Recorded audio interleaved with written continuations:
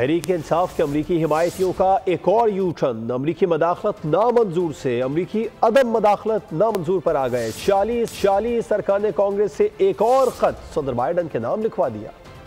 पहले अमरीकी मुदाखलत नामंजूर और अब अमरीकी अदम मुदाखलत नामंजूर। तहरीक इंसाफ के अमरीकी हिमायतियों ने एक और यू टर्न ले लिया। 46 मेंबरान कांग्रेस से सदर बाइडन को एक और खत लिखवा दिया। खत में न कश्मीर का जिक्र, न पाकिस्तान के खिलाफ होने वाली दहशतगर्दी का जिक्र और ना ही पाकिस्तान की मुआशी मदद की कोई दरख्वास्त। सारा असर रसूख सिर्फ तहरीक इंसाफ के हक में ही क्यों? अगर बात इंसानी हुकूक की खिलाफ वर्जी की है तो ऐसा कोई खत कभी कश्मीरियों पर, मजालिम पर क्यों न लिखवाया जा सका? खत में पाकिस्तान पर बेजा इल्जामात का अंबार और इलेक्शन में धांधली की पुरानी तोता कहानी। सदर बाइडन को लिखे गए खत में पाकिस्तान के अंदरूनी मामलात में मुदाखलत का बाज़ाब्ता दरख्वास्त करके तहरीक इंसाफ ने अपने ही बयानिए को ज़मीबोस कर दिया। खत में इस्लामाबाद में मौजूद अमरीकी सफीर और सिफारत खाने पर बेजा तनकीद की गई और यह आरजू की गई कि सिफारत खाना उनके हक में रवैया बदले।